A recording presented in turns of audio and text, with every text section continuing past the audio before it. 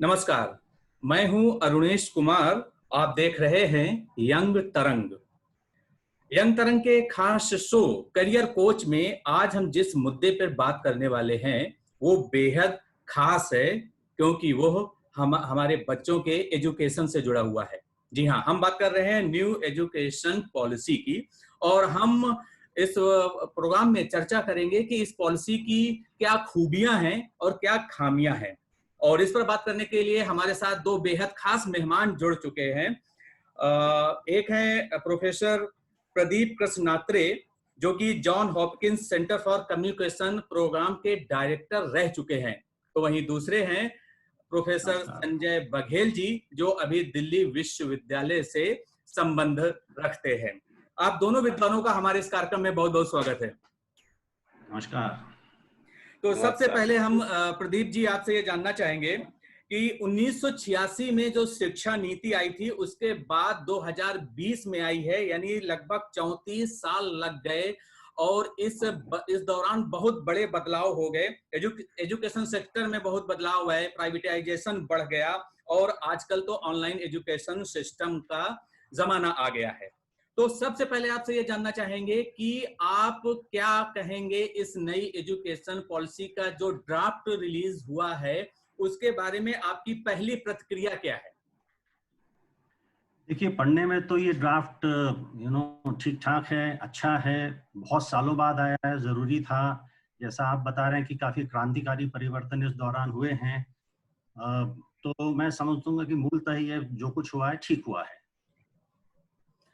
संजय जी, आप क्या कहना चाहेंगे? जो त्रिभाषा फार्मूला का बहुत विवाद हुआ था और अब इस पॉलिसी में ये कहा गया है कि जो प्राइमरी स्तर तक है वो उसकी मातृभाषा में पढ़ाई करवाई जाएगी, लेकिन हिंदी को थोपने जैसी बात नहीं कही गई है। तो ऐसे में अब आपको क्या लगता है कि जो त्रिभाषा फार्मूला था उस पर उठे जो विवाद थे, अब इस पॉलिसी के सामने आ जाने के बाद वो खत्म हो जाएंगे या नहीं? देखिए, ये तो विवाद का जहाँ तक सवाल है त्रिभाषा फार्मूला का, ये तो पब्लिक की तरफ से विवाद नहीं है, ये राजनेताओं की तरफ से विवाद है, उनके अपने कुछ स्वार्थ सिद्धि के लिए। और खास करके तमिलनाडु का एक पर्टिकुलर पार्टी के लिए, जिसको हम डीएमके के नाम से जानते हैं। बाकी और पार्टियों का वहाँ नहीं है, क्योंकि ये चीज़ बड़ी मूल से समझना होगा कि डीएमके का वोट बैंक क्या था और उसके हिसाब से ये पूरा त्रिभाषा फार्मूला का विरोध लगातार पेरियार के समय से, फिर नंबूदिरी पात्राय उनके समय से, तो कहीं ना कहीं एक वोट बैंक की राज थी, भाषा की जैसी समस्या नहीं थी। लेकिन हम बोलेंगे कि ये त्रिभाषा फार्मूला जो लागू किया ये बहुत ही अच्छा है, क्योंकि आप देख लीजिए, चाहे महात्मा गांधी जी रहो, जो उनकी वृष्ट कृति है, उन्होंने बैरिस्टर भी रहे, अंग्रेजी में पढ़ाई की, बाहर भी रहे, हिंदी भी जानते थे, अंग्रेजी भी जानते थे, दूसरी अन्य भाषाएं भी जानते थे। लेकिन जब एक्सपेरिमेंट विथ ट्रुथ जब लिखते हैं, सत्य के साथ प्रयोग, तो वो गुजराती भाषा में लिखते हैं। बंकिम चंद्र रविंद्रनाथ टैगोर साहब को 17 भाषाएं आती थी, लेकिन उनकी उत्कृष्ट कृति जो है गीतांजलि, वो बंगाली में लिखी गई। इसी तरह आज का जो सबसे बड़ा राइटर है, जिसको पॉपुलर राइटर के नाम से जाना जाता, पालो कोलो, अपनी मातृभाषा में लिखता है। तो जहां तक अभिव्यक्ति का सवाल है, जहां तक भावना का संवाद सवाल है, जहां तक विचारों का अभिव्यक्ति का सवाल है, वो आप मातृभाषा के बिना हो ही नहीं सकती। और जितना ग्रास्पिंग पावर मातृभाषा के माध्यम से हो सकता है, वो दूसरी भाषाओं के माध्यम से नहीं हो बिल्कुल, सकता है। लेकिन यहाँ पर एक सवाल ये भी है संजय जी कि जब आप बहुत सारे हमारे देश में क्या है कि आप जानते हैं कितना विशाल देश है, 28 राज्य हैं, इतने सारे केंद्र शासित प्रदेश हैं। तो उसमें जो साउथ इंडिया के लोग हैं जिनकी हिंदी से उतना परिचय नहीं है, हालांकि मैं आपकी इस बात से सहमत हूं कि हमें अधिक से अधिक भाषाएं सीखनी चाहिए, हिंदी, अंग्रेजी, तमिल, तेलुगु, मराठी और विदेशी भाषाएं भी सीखना चाहिए। वो एक आपके व्यक्तिगत स्तर की बात हो गई। लेकिन जब सरकार आपको कहे कि नहीं आपको ये पढ़ना चाहिए, तो इसमें कोई बुराई नजर नहीं आनी चाहिए और खासतौर पर इससे राजनीति से बचना चाहिए। अब मेरा इसमें अगला सवाल आपसे ये है कि अभी तक जो फार्मूला था कि 10+2+3 का सिस्टम था, अब सरकार ने उसको बदलकर 5+3+3+4 कर दिया है। तो ऐसे में प्रदीप जी आपसे जानना चाहूंगा कि ये सिर्फ अंकों के फेरबदल से क्या शिक्षा जगत में कोई बदलाव आएगा, ये या सिर्फ कहने की बातें हैं, किताबी की बातें हैं कि 10+2+3 की जगह आपने 5+3+4 कर दिया, लेकिन ग्राउंड लेवल पर इसका कितना प्रभाव पड़ेगा? प्रदीप जी। मैं नहीं समझता ग्राउंड लेवल पे इसका विद्यार्थी के स्तर पे ज्यादा प्रभाव पड़ेगा, क्योंकि जो 11वीं तक पढ़ेगा वो ग्रेजुएशन भी करना चाहेगा। मगर हाँ, शैक्षणिक संस्थान जो हैं, टीचर जो हैं, इन पे काफी असर पड़ेगा। तो कुछ असर इसके अच्छे रहेंगे, कुछ असर इसके उतने अच्छे नहीं रहेंगे। तो ये बात अपने को ध्यान रखना जरूरी है, और इसका क्रियान्वयन कैसे होगा इस पे भी ध्यान रखना बहुत जरूरी है। संजय जी, आप क्या कहना चाहेंगे इस बदलाव के ऊपर? मैं तो देखिए बहुत सकारात्मक ढंग से सोचता हूँ कि जिस पॉलिसी को जिस तरह से शिक्षा और टेक्नोलॉजी लगातार बदल रही है, और हर साल 5 साल में जिसका रिव्यू होना चाहिए उसको 34 साल लग जाते हैं। दुर्भाग्य है हमारे देश का, हम नहीं कहना चाहेंगे, लेकिन मुझे लगता है समय के साथ बदलाव बहुत जरूरी है। लेकिन मुझे लगता है जो ये नई एजुकेशन पॉलिसी आई है, इसका बहुत प्रभाव पड़ेगा। 2003 में ही बिल गेट्स ने कहा था कि यदि कोई भी शिक्षा प्रणाली जो आईटी से युक्त नहीं है, उसको शिक्षा के दायरे में आजकल नहीं माना जाना चाहिए। दूसरा, आजकल देख लीजिए जो हम जनरेशन 4.0 की बात चल रही, टेक्नोलॉजी 4.0 की, उससे शिक्षा बछूती नहीं रह गई है। तो ये पूरी तरह से डिजिटलाइजेशन का दौर है। सब लोग घर से, आज कोरोना काल ने और ये जो लॉकडाउन ने इसको और बढ़ावा दिया है। तो ये देखिए बुनियाद से ही यहाँ पे एक तरह से कहीं ना कहीं अंतर आएगा इस शिक्षा प्रणाली में। जैसे प्री प्राइमरी एजुकेशन का जो था कि प्री नर्सरी, नर्सरी, ये किसके लिए? प्राइवेट के बच्चों के थे, जो शहर में पढ़ते थे उनके लिए थे। गांव के बच्चे सीधे ताकि कान इधर से पकड़ लो, आपका 5 साल हो गया तो आपको एडमिशन मिल जाएगा। तो एक तरह से जो प्रिपरेशन होना चाहिए अब ये है कि चाहे सरकारी में पढ़े या प्राइवेट में पढ़े, एक सामान कहीं ना कहीं बेस वहां पे प्री प्राइमरी में तैयार किया जाएगा। फिर 1 से 5 तक उसको अप्लाइड फॉर्म में, प्रैक्टिकल फॉर्म में पढ़ाने की कोशिश की जाएगी, जिसका एनसीईआरटी तैयार करेगी। फिर 6 से लेकर 8 तक आप देखिए कि ये बड़ा अच्छा किया कि बच्चे जो सीखने का सबसे अच्छा ग्रास्पिंग पावर, ये साइंटिफिक चीज है कि सबसे ज्यादा बच्चे की ग्रास्पिंग पावर जो होती है कि 8 से लेके 15 साल के बीच में होती, बहुत ज्यादा वो सीखता है। उसको कैसे आप ट्रेन करना चाहें। और आजकल का बच्चा डिजिटल टेक्नोलॉजी का नेटिव है, मतलब जन्म से हाथ में मोबाइल लेकर पैदा हो रहा है। हम लोग तो माइग्रेंट, हम लोग सीख रहे हैं अभी। जी जी। तो ये जो है, तो ये जो चीजें हैं जो टेक्नोलॉजी के साथ वो आगे बढ़ेगा, आप देख लीजिए। तो उसमें एक 6 क्लास से ही इंट्रोड्यूस किया गया है कि आपका जो वोकेशनल कोर्स है, स्किल बेस्ड कोर्स है, उसके लिए भी बच्चे के लिए इंटर्नशिप का, मान लीजिए समर का वैकेशन हो रहा है, कुछ और सीखना चाहता है, किसी कंपनी या किसी गुरु के साथ जाके सीख सकता है। इसी तरह 11th और 12th में आपको एक तरह 3 स्ट्रीम से ओपन कर दिया गया कि आर्ट्स और ह्यूमैनिटीज, साइंस और कॉमर्स, एक तरह से मल्टी डिसिप्लिनरी अप्रोच कर दिया गया। ये अधिकार नहीं है, मतलब अभी तक अधिकार नहीं था कि मान लीजिए हम लिटरेचर पढ़ रहे हैं या मीडिया पढ़ रहे हैं तो हम फाइनेंस नहीं जान जी सकते थे। बिल्कुल। तो अब मल्टी ये डिसिप्लिनरी फ्लेक्सिबल कर दिया गया अप्रोच कि जो आपको लाया गया मीडिया है, के साथ ऐसे में फाइनेंस जो पढ़। साइंस, आर्ट और कॉमर्स, अभी तक ये 3 अलग अलग विधाएं जी थी कि आपको हाई स्कूल या इंटर जी में जी आपको एक का चयन करना पड़ता था। तो प्रदीप जी इस विषय पर जी। कुछ कहना चाह रहे थे, बीच में सर हाथ उठा रहे थे। हाँ, आप सर क्या कहना चाह रहे थे इस मामले पर? मैं ये कहना चाह रहा था कि देखिए, संजय जी जो कह रहे हैं बातें मैं उससे इनसे इत्तेफाक रखता हूँ, मगर शहर के बाहर चले जाइए, स्थितियां बहुत विपरीत हैं, है ना। क्या बिजली 24 घंटे आती है? क्या सबके पास लैपटॉप या मोबाइल जो है वो अवेलेबल हैं? अगर घर में 2 या 3 बच्चे हैं तो क्या आपके पास 2 मोबाइल या 2 इंटरनेट हैं? है ना। ये सब सुविधाएं अगर जब तक हम मुहैया नहीं कराएंगे आम साधारण परिवार को, जब तक इस तरह की चीजों को व्यापक स्तर पे लागू करना अपने आप में एक विवादास्पद विषय रहेगा। कहीं ऐसा ना हो जाए कि हम फिर 2 वर्ग खड़े कर दें कि जिनके पास सब सुविधाएं हैं, जो शहर में रहते हैं, जिनके माँ बाप पढ़े हैं, वो सब ये काम कर सकते हैं, मगर जिनके पास ये सुविधाएं और व्यवस्था नहीं है, वो एकदम से बुरी तरह जो है पिछड़ जाएंगे, जैसा आजकल हो रहा है। बिल्कुल, ये एक बड़ी नहीं, हम बात कह दी प्रदीप आपने, सर की क्योंकि जब बात तक से हमारी बिल्कुल, कनेक्टिविटी अरुण स्ट्रांग अरुणेश नहीं भाई, होगी। जी संजय जी, आप रिएक्ट करना चाह रहे हैं? प्रदीप सर की बात से बिल्कुल सहमत हैं, क्योंकि ये इम्प्लीमेंटेशन का मामला है। यदि आप पॉलिसी बड़ी अच्छा बनाइए, हमारे यहाँ नीति बहुत अच्छे बनते हैं, रूल एंड रेगुलेशन बड़े अच्छे बनते हैं, ठीक बात लेकिन है। कार्यान्वयन के स्तर पे हम फेल हो जाते हैं। तो ये पूरी तरह जो है हम सहमत हैं कि कार्यान्वयन कैसे किया जा रहा है, इम्प्लीमेंटेशन कैसे किया जा रहा है, किस माध्यम से सबको एक साथ जोड़ने की कोशिश की जाएगी, इस पर पूरी चीज निर्भर है ये जो नई शिक्षा। बिल्कुल। तो अब हम आगे बढ़ते हैं। जो मेरा अगला सवाल है वो अब अंडर ग्रेजुएट कोर्स का जो ड्यूरेशन है वो 3 साल की बजाय अब 4 साल कर दिया गया है। हालांकि 3 साल बाद भी उनको डिग्री हासिल हो जाएगी अब, लेकिन जो छात्र 4 साल का ग्रेजुएशन कोर्स करेंगे, फिर अगले 1 साल में उनको पोस्ट ग्रेजुएशन की डिग्री भी मिल सकती है।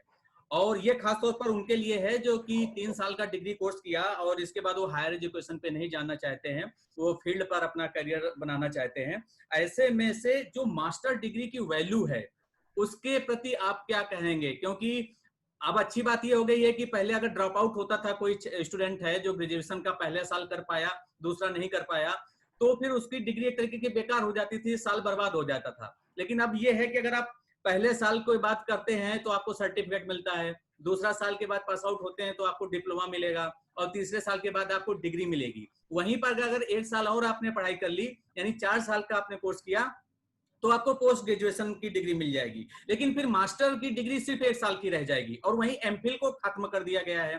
तो इस मामले में आप क्या कहना चाहेंगे प्रदीप जी? इस पे भी जो है मैं थोड़ा असमंजस की स्थिति में हूँ इसको लेकर। आप देखिए कितने लोग ग्रेजुएशन पे पहुंचते हैं और कितने लोग पोस्ट ग्रेजुएशन स्तर पे पहुंचते हैं, एक बात हमको इस पे ध्यान देनी चाहिए। दूसरी बात, जो मास्टर्स करने के बाद जो एमफिल या पीएचडी करते हैं वो कितने प्रतिशत वो लोग होते हैं। एमफिल को इसलिए रखा गया था कि थोड़ी रिसर्च वगैरह की जानकारी विद्यार्थी को मिल जाए और पीएचडी को थोड़ा ठीक ढंग से कर पाए। ये कितना सफलतापूर्वक ये काम हुआ है ये मैं नहीं जानता हूँ, मगर मेरा इसमें खुद अपने आप सवाल है। तो मैं समझता हूँ ये, अगर इसका पूरी तरह से सोचा जाए तो मैं समझता हूँ ये काफी हानिकारक हो गया विद्यार्थी के लिए कि 1 साल की मास्टर्स कर दी, एमफिल हटा दिया, पीएचडी पे अब काफी जोर दिया गया है। पीएचडी में सिर्फ 6 महीने का कोर्स वर्क होता है। विद्यार्थी रिसर्च में वैसे ही बहुत कमजोर रहता है, तो क्या 6 महीने वो सब कर पाएगा? और इन सब चीजों के पीछे हम सुबह अभी जब से बात कर रहे हैं, इसमें टीचर की भूमिका काफी महत्वपूर्ण हो जाएगी।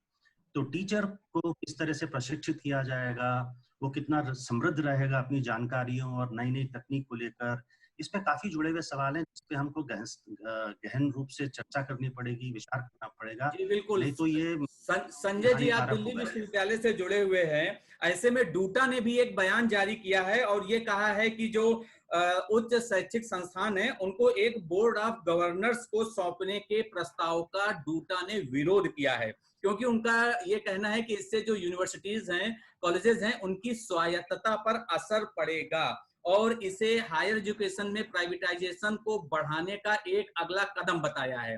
तो इस मामले पर आप क्या कहेंगे संजय जी?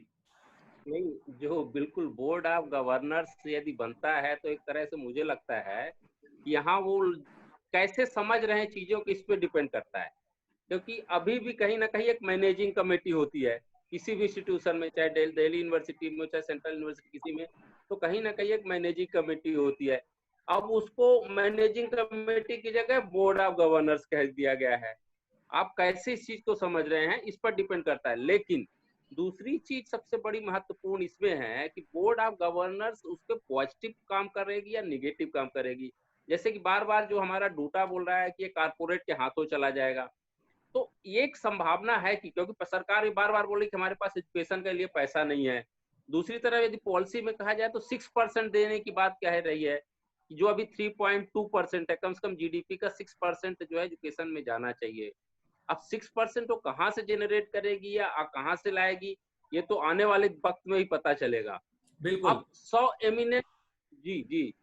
एमिनेंस इंस्टीट्यूशंस भी बनाने की बात कर रही, क्वालिटी एजुकेशन, ये बहुत सारी चीजें हैं कि अभी पहले से एकदम से प्री ऑक्युपाइड माइंड से हम कुछ कहें, वो इम्प्लीमेंट कैसे कर रही, कैसे पॉलिसी का ड्राफ्ट बना रही, कैसे उसको सब कर रही है। और जहां तक रहा क्रेडिट सिस्टम का बात, तो हम बता दें कि ये जो ईवी लीग की तर्ज पे बनाया गया, क्योंकि मैं अमेरिका और मिडल ईस्ट में पढ़ाया हूँ, तो मैं समझता हूँ यहाँ का बच्चा ग्रेजुएशन करने के बाद वो एमए में एडमिशन नहीं ले सकता जब तक 1 साल और वहां ना पढ़े, क्योंकि क्रेडिट ट्रांसफर होता है वहां पे। तो आप ऑस्ट्रेलिया चले जाइए, इंग्लैंड चले जाइए, यूएस चले जाइए, 1 साल का मास्टर है, तो आप यहाँ 3 साल पढ़ाने के बाद एक यूएस में जाएंगे तो आपको 2 साल का मास्टर करना ही करना होगा, तो यहीं से तैयार होकर जाएंगे। तो एक तरह से ग्लोबलाइज वर्ल्ड में हम जी रहे हैं, बिल्कुल बिल्कुल एलपीजी वर्ल्ड में जी रहे हैं। तो एक सवाल और भी है यहाँ पर के कई छात्र संगठन हैं जो खासतौर पर एमफिल को खत्म किए जाने का विरोध कर रहे हैं, और जो लेफ्ट पार्टी से जुड़े हुए छात्र संगठन हैं, कांग्रेस से जुड़ा हुआ स्टूडेंट यूनियन है, वो भी विरोध कर रहा है। और सोशल मीडिया में हैशटैग रिजेक्ट एनईपी 2020 एक ट्रेंड चलाया जा रहा है। यानी कहीं ना कहीं विरोध के स्वर उठ रहे हैं। ऐसे में जो स्टूडेंट्स को डाउट्स हैं या एजुकेशन से जुड़े हुए लोगों के जो मन में डाउट्स हैं, उनको क्लियर करने के लिए सरकार को क्या कदम उठाना चाहिए, प्रदीप जी? देखिए, ये सबसे पहले तो टीचर्स को अच्छी तरह समझाना चाहिए कि रणनीति क्या है आपकी, क्या शिक्षा नीति क्या बन रही है। तो और फिर उसके बाद जो है सरकार को विभिन्न तरह के कार्यक्रम चलाने चाहिए, जिस तरह की वो समाज में आके बीच में टेलीविजन पे एजुकेशन मिनिस्टर आके जो भी हैं वो समझा पाए। बहुत कुछ इसमें मुझे लगता है कि राजनीतिक है, जो कि नहीं होना चाहिए। ये बात कि हमें जो है शिक्षा नीति का परिवर्तन बहुत जरूरी था, वो हुआ है और इसका इम्प्लीमेंटेशन काफी महत्वपूर्ण है। इसको समझाने की जरूरत है। स्टूडेंट्स यूनियन में जो है वो भी विश्वविद्यालय में और कॉलेजेस में और स्कूल के स्तर पर किस तरह टीचर्स और हेडमास्टर्स इसको काम करते हैं, ये इसमें काफी जरूरी रहेगा। बिल्कुल। तो कहीं ना कहीं एजुकेशन से जुड़े मामले पर पॉलिटिक्स नहीं होनी चाहिए, लेकिन जितने भी हमारे देश में बड़ी राजनीतिक पार्टियां हैं, उनके जो स्टूडेंट यूनियन है वो पॉलिटाइज करते हैं मामले कर को, इसीलिए शायद इसका विरोध हो रहा है। ऐसे में आपसे ये जानना चाहेंगे संजय जी, क्योंकि ये पॉलिसी अगले साल से लागू होने की बात कही जा रही है, लेकिन आपको क्या लगता है कि सरकार की इस लेवल पर तैयारी है कि इसको अगले साल से ग्राउंड लेवल पर इंप्लीमेंट किया जा सके, या फिर ये फिर पॉलिटिक्स का विषय बन जाएगा और कोई जमीनी स्तर पर काम नहीं हो पाएगा, सिर्फ कागजों पर तक ही काम सीमित रहेगा? संजय जी, आप क्या कहना चाहेंगे? अरुणेश जी, देखिए, बहुत अच्छा सवाल है। एक्चुअली विरोध तो राजनीति का हिस्सा है। कोई भी नई चीज का विरोध कुछ लोगों को करना ही है। कंप्यूटर क्रांति जब यहाँ पे अपने देश में आई थी, राजीव गांधी साहब लाए थे, तो उसका इसी ट्रेड यूनियन ने और विपक्ष ने कितना विरोध किया था। कितने दिन लॉकडाउन रहा, पूरी तरह से सड़कों पे बंद था। और आज देखिए कि वो उसी आईटी की वजह से पूरे दुनिया में भारत की यदि कहीं धाक बनी हुई है, इमेज बनी है। हमारे मेडिसन स्क्वायर में हमारे वर्तमान प्रधानमंत्री साहब बोलते हैं कि एक भारत का इंजीनियर, सॉफ्टवेयर इंजीनियर जब अपना चूहा हिलाता है तो पूरी दुनिया घूमती है। तो वो कहीं ना कहीं वो पॉलिसी की वजह, 70% सॉफ्टवेयर इंडस्ट्री में आज किसका, इंडियन टैलेंट काम करता है। ये आईटी नहीं है, इंफॉर्मेशन टेक्नोलॉजी नहीं है, इंडियन टैलेंट है। तो हर एक चीज का विरोध। अब ये रहा इम्प्लीमेंटेशन का जहां तक सवाल, तो मुझे लगता है ये तो के कस्तूरी रंगन साहब ही बता पाएंगे, जो इस पॉलिसी के चेयरमैन थे। वो किस मिशन और विजन के साथ उन्होंने बनाया है, उनका आगे का क्या प्लान है, क्योंकि ना हम जान सकते ना आप जान सकते, और पेपर में जो लिख कर आ गया उससे बहुत कुछ पता नहीं है। अब उनके मन में कैसे कैसे चीज को इम्प्लीमेंट करना है, क्या उनका पर्पज रहा है, कैसे मिशन के साथ वो आगे बढ़ाएंगे विजन के साथ, ये पूरी तरह भविष्य पर निर्भर है। तो अभी बहुत ज्यादा कमेंट करना इस पर ठीक नहीं हुआ। जी जी। अब आखिर में आपसे ये जानना चाहेंगे प्रदीप जी कि जिस तरीके से सरकार ने कहा है कि अभी तक लगभग 4 या 4.5% जो टोटल जीडीपी का हमारे एजुकेशन सेक्टर पर खर्च किया जाता था, जो अब कहा गया है कि 6% यानी 6% टोटल जीडीपी का खर्च किया जाएगा। लेकिन हमारे देश की जो जनसंख्या है, जितने सारे स्टूडेंट्स हैं और जितनी बड़ी कंट्री है, उसके लिहाज से क्या ये 10% तक खर्च नहीं होना चाहिए? क्योंकि अगर दूसरे देशों से आप तुलना करें, जहां की आबादी हमारे देश से बहुत कम है, इसके बाद भी एजुकेशन उनकी प्रायोरिटी है और वो 10% से ज्यादा अपनी जीडीपी का खर्च करते हैं। तो हमारे देश में क्या ऐसा नहीं हो सकता है, प्रदीप जी? इसमें दो तीन मैं बातें कहना चाहूंगा इसमें कि जो है ना, सिर्फ पैसा फेंकने से स्थिति सुधर जाएगी, ये बात बिल्कुल, धारणा बिल्कुल गलत है ना। दूसरी बात ये कि विश्वविद्यालयों का कितना प्रतिशत पैसा सैलरीज में जाता है, इंफ्रास्ट्रक्चर मेंटेन करने में जाता है, नए भवनों के निर्माण करने में जाता है, इसको बात, और कितना प्रतिशत जो है और जो भी बचा रहता है वो थोड़ा बहुत क्वालिटी इंप्रूवमेंट और ट्रेनिंग के लिए जाता है। तो इन बातों पे ज्यादा ध्यान देना जरूरी है। आप 6% कर लें, आप 10% कर लें, इसमें कुछ नहीं होने वाला। मेरी अपनी राय ये है कि जितना हमने पैसा विश्वविद्यालयों को या टीचर्स को ज्यादा दिया है, उतना हमारा शिक्षा का स्तर गिरा है। तो इस पे हमको ध्यान देना बहुत जरूरी है और सिर्फ पैसा देने से कुछ नहीं होने वाला। संजय जी, आपका क्या प्रतिक्रिया है इस मामले पर? देखिए, थोड़ा मैं सर की बात से सहमत नहीं हूँ, क्योंकि ये जैसे आपने कहा कि 4.5% है, तो ये करेक्शन करना चाहूंगा, 3.2% अभी वर्तमान में जो दिया गया है जीडीपी का, और 6% नहीं, 6% तो बहुत कम है। मैं दिल्ली का ही उदाहरण ले लूं, जो अभी वर्तमान सरकार है दिल्ली में 27% जी जीडीपी संजय का जी, अपना संक्षेप टोटल में, समय खर्चा की थोड़ी 27। सी कमी है, तो थोड़ा हाँ, संक्षेप में बात होती है। 27% दिया है, और 27% देने के बाद यहाँ की बस स्थिति आप जानते हैं कि दिल्ली की कैसे सुधरी है। अभी इस साल का रिजल्ट 98% यहाँ की स्कूलों का है। तो जैसे ही मुझे लगता है इंफ्रास्ट्रक्चर के डेवलपमेंट पे, वहाँ के टेक्नोलॉजी के बिल्कुल डेवलपमेंट पे, बिल्कुल, तो यदि इन डेवलपमेंट सब पे, आधार पे किया एजुकेशन पे जाएगा तो सरकार को मुझे और लगता अधिक है खर्च ये करना चाहिए, और सरकार ने एचआरडी सुधार होगा। मिनिस्ट्री का नाम बदलकर एजुकेशन मिनिस्ट्री कर दिया है। नाम बदलने से काम कितना बदलता है ग्राउंड रूट लेवल पर, ये देखना एक बहुत जरूरी बात होगी। आप सभी विद्वानों का, प्रदीप जी, संजय जी, बहुत बहुत धन्यवाद हमारे इस कार्यक्रम में जुड़ने के लिए, और हमें उम्मीद है कि जो छात्र हमारे इस वीडियो को देख रहे हैं उनको बहुत महत्वपूर्ण जानकारियां मिलेंगी। बहुत बहुत धन्यवाद। Thank you very much.